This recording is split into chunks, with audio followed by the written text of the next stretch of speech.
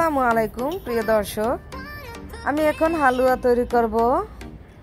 এটি আমরা চাইলে ঘরে বানিয়ে সংরক্ষণ করে অনেক দিন খেতে পারি, শুধু শবে বরাতের জন্য না, যখন তখন এটা বানিয়ে আমরা কিন্তু ঘরে রেখে ফ্রিজে রেখে ঠান্ডা অবস্থায় খেতে পারি। খুবই মজা হবে এই হালুয়াটা।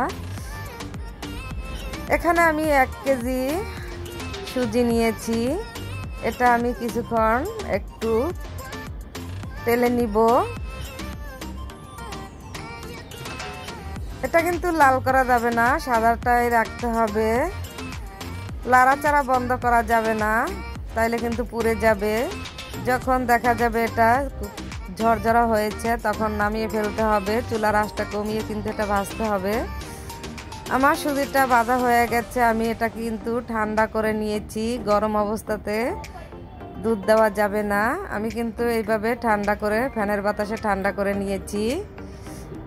এখানে আমি আধা কেজি দুধ নিয়েছি। আমি আবারও পরে দিব, 1 কেজি দুধই দিব। এখানে আমি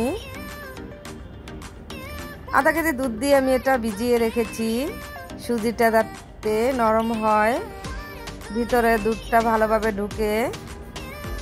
তাই আমি এটা মেখে কিছুক্ষণ রেস্টে রেখে দিব। এখন আমি একটা হাঁড়ি নিয়েছি। এই হাঁড়িতে আমি ঘি আর তেল মিশিয়ে দিব। আপনারা চাইলে পুরো ঘি দিয়েও এটা বানিয়ে ফেলতে পারেন। এখানে কিছু তেজপাতা, দারচিনি, এলাচ ফ্লেভারের জন্য দিয়ে দিচ্ছি। দিয়ে চুলার আঁচটা কমিয়ে আমি সুজিটা দিয়ে দিব। আস্তে করে দিতে যাবেন, নাইলে কিন্তু উপরে তেলটা ছিটে গাও পুড়ে যেতে পারে। এখন আমি ঘি ও তেলের মাঝে এটা আমি কিছু লাড়িয়ে চাড়িয়ে একটু আবারও ভেজে নিব, যাতে ঘিটা ভালোভাবে সুজিটার গায়ে লেগে যায়।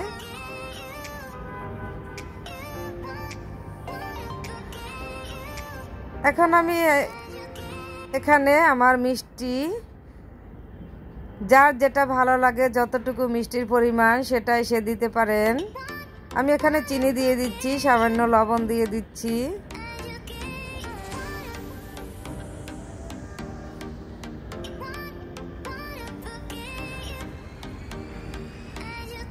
আমি চিনি ও সুজিটা দিয়ে এখন কিন্তু আমি লাড়িয়ে চাড়িয়ে নিচ্ছি। সামান্য আর একটু ঘি দিয়ে দিচ্ছি। আমার ক্যামেরাটা বন্ধ ছিল, চার্জ ছিল না, তাই আমি আরও আধা কেজিতে দুধ দিচ্ছি। আমি সেটা দেখাতে পারিনি। আমার সুজিটা হয়ে গেছে, রান্না করা হয়ে গেছে। এখন আমি ফিনিশিং করে নিব।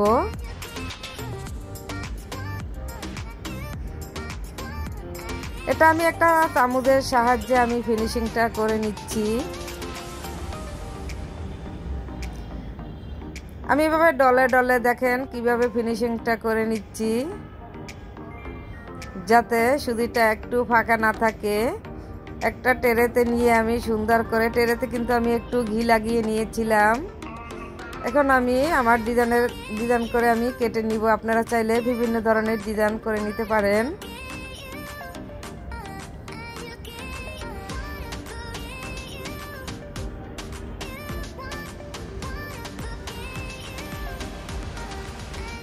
আস্তে আস্তে করে একটু ডিজাইন করতে হবে।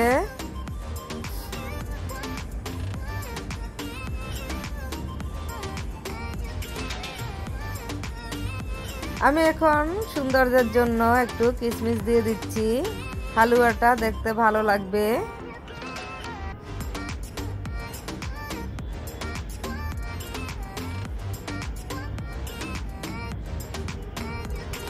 আমি এভাবে করে সম্পূর্ণ হালুয়াতেই কিশমিশগুলো বসিয়ে দিয়েছি। দেখেন, দেখতে ভালোই লাগে।